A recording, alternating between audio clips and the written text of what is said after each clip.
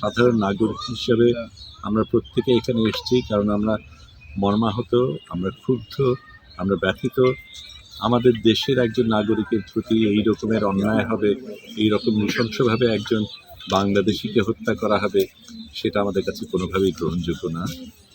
আমরা ভিন্ন বাংলাদেশের স্বপ্ন দেখেছি।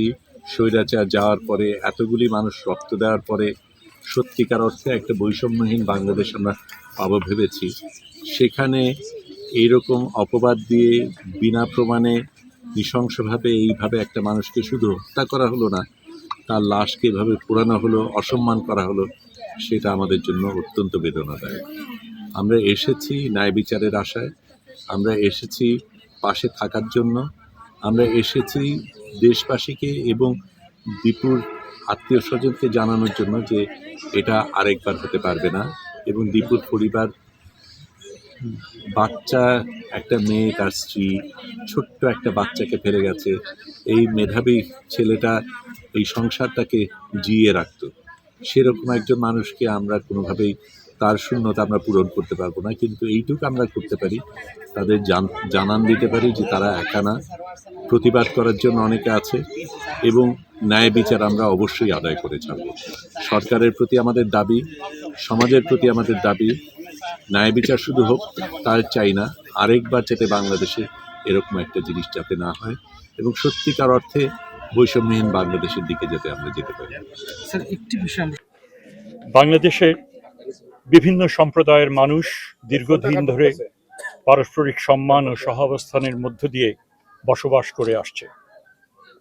একটি রাষ্ট্র ও সমাজ হিসেবে আমরা সব ধর্ম, জাতিগোষ্ঠী ও সম্প্রদায়ের মানুষের মত প্রকাশের শান্তিপূর্ণ অধিকারকে সম্মান করি, যতক্ষণ তা অন্যের প্রতি সম্মান বজায় রেখে করা হয়।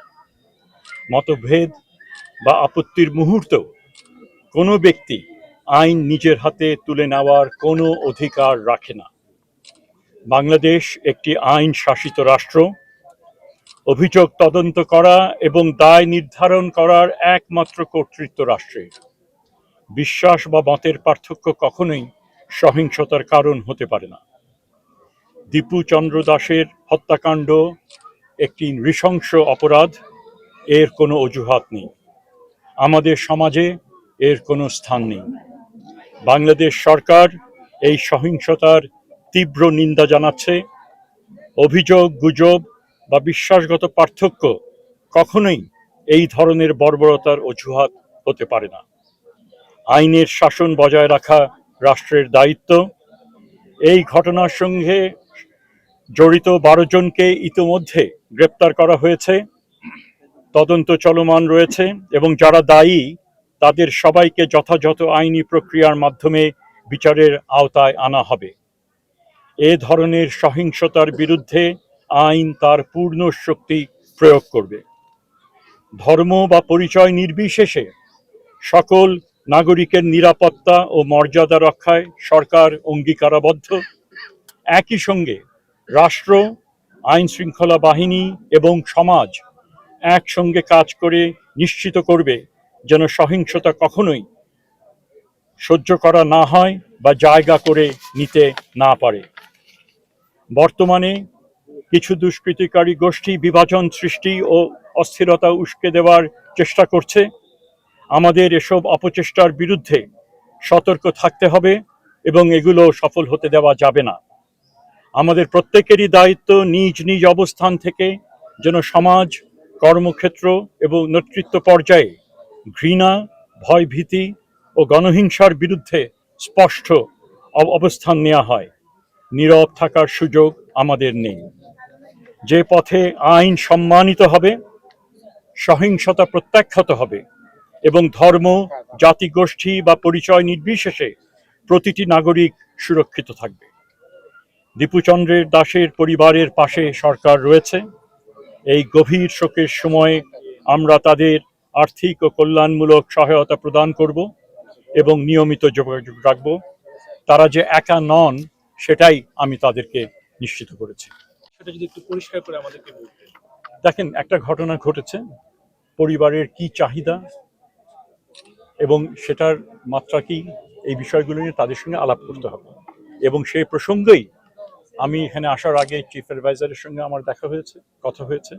উনি আমাকে বলছেন তুমি কথা বলো, সেগুলো কথা বলে আমরা বসে নিরূপণ করব এবং আমাদের লোকাল অ্যাডমিনিস্ট্রেশন যারা আছে তাদের সাথে মাধ্যমে এই যোগাযোগটা হবে।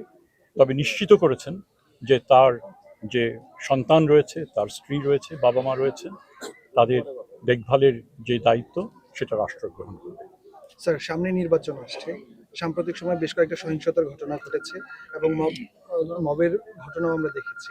আসলে নির্বাচন এটার কোনো কারণে বাধাগ্রস্ত হচ্ছে কিনা বা হবে কিনা এ বিষয়ে আসলে আপনারা কিছু মনে করছেন? সরকার নির্বাচন অনুষ্ঠানের ব্যাপারে সম্পূর্ণভাবে অঙ্গীকারবদ্ধ।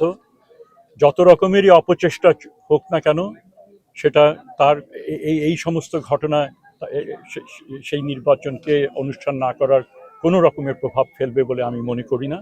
কারণ এবং হয়তো এগুলোর উদ্দেশ্য সেদিকে সেই কারণে এই ঘটনাগুলো হয়তো ঘটানো হচ্ছে, কিন্তু সেই চাপে নতি স্বীকার করার ইচ্ছে কারণ নেই।